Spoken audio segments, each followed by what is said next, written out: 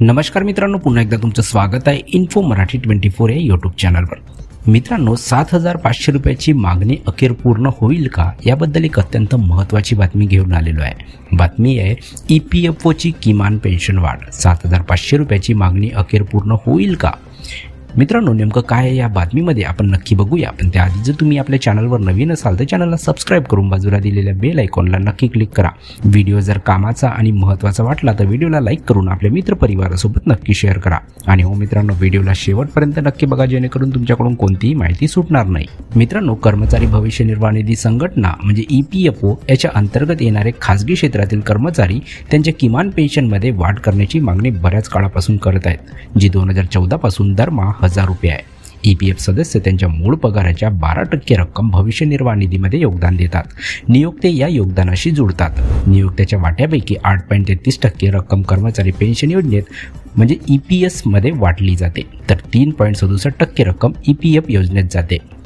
मित्रांनो, 2025च्या अर्थसंकल्पापूर्वी EPS 95 निवृत्त कर्मचाऱ्यांच्या एका शिष्टमंडळाने अर्थमंत्री निर्मला सीतारामन यांची भेट घेतली आणि त्यांच्या दीर्घकालीन मागणीसाठी दबाव आणला की त्यांना दरमहा किमान 7,500 रुपये पेन्शन आणि महागाई भत्ता मिळावा। EPS 95 राष्ट्रीय आंदोलन समितीने सांगितले की अर्थमंत्र्यांनी त्यांच्या मागण्यावर सहानुभूतीने विचार केला जाईल असे आश्वासन दिले। निवृत्ती वेतनधारक गेल्या 7-8 वर्षापासून किमान पेन्शन 1,000 रुपयावरून 7,500 रुपये करण्यासाठी, तसेच निवृत्ती वेतनधारक आणि त्यांच्या जोडीदारासाठी महागाई भत्ता आणि मोफत वैद्यकीय उपचार मिळावेत यासाठी मोहीम राबवत आहेत। आर्थिक वर्ष 2024-25 साठी भविष्य निर्वाह निधी ठेवीदर व्याजदर अंतिम करण्यासाठी EPFOच्या केंद्रीय विश्वस्त मंडळाची म्हणजे CBT 28 फेब्रुवारी 2025 रोजी बैठक घेणार असल्याने पेन्शन सुधारणेची मागणी महत्त्वाची ठरत आहे। व्याजदर चर्चा हा एक प्रमुख केंद्रबिंदू असला तरी पेन्शन वाढीचा मुद्दा चर्चेचा प्रमुख विषय असण्याची अपेक्षा आहे। गेल्या काही वर्षापासून पेन्शनधारक आणि वकील गट सध्याच्या पेन्शन योजनेच्या अपुऱ्यापणावर टीका करत आहेत। असा युक्तिवाद करत आहे की 1,000 रुपये मासिक पेन्शन अपुरी आहे, विशेषतः ज्यांनी निधीमध्ये योगदान देण्यात जवळजवळ 4 दशके घालवली आहेत त्यांच्यासाठी।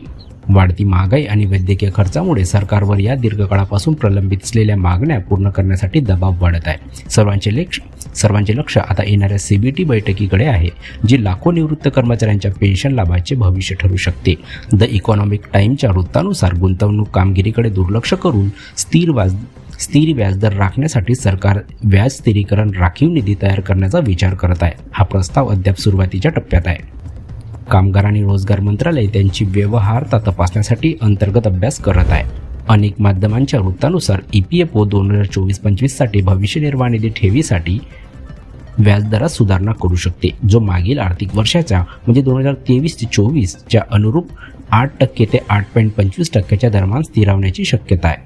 केंद्रीय कामगार आणि रोजगार मंत्री यांच्या अध्यक्षतेखाली केंद्रीय विश्वस्त मंडळ हे EPFOचे सर्वोच्च निर्णय घेणारे मंडळ आहे। यात नियोक्ता संघटना, कामगार संघटना आणि केंद्र आणि राज्य सरकारमधील सरकारी अधिकाऱ्यांचे प्रतिनिधी असतात।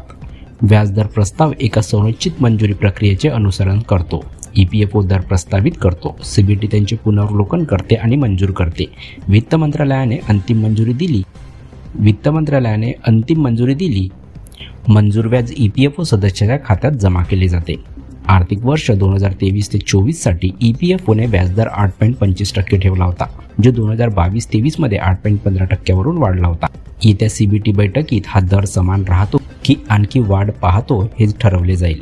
व्याज स्थिरता आणि संभाव्य दर सुधारणावरील चर्चेसह भविष्य निर्वाह निधी परताव्याबाबत स्पष्टतेची वाट पाहणाऱ्या लाखो EPFO सदस्यासाठी आगामी CBT बैठक महत्त्वाची ठरेल। तर मित्रांनो, कशी वाटली कामाची आणि महत्त्वाची बातमी? जर बातमी कामाची आणि महत्त्वाची वाटली असेल तर व्हिडिओला लाईक करून आपल्या मित्रपरिवारासोबत नक्की शेअर करा। तसेच जर तुम्ही आपल्या चॅनलवर नवीन असाल तर चॅनलला सबस्क्राइब करून बाजूला दिलेल्या बेल आयकॉनला नक्की क्लिक करा। व्हिडिओ बघितल्याबद्दल खूप खूप धन्यवाद।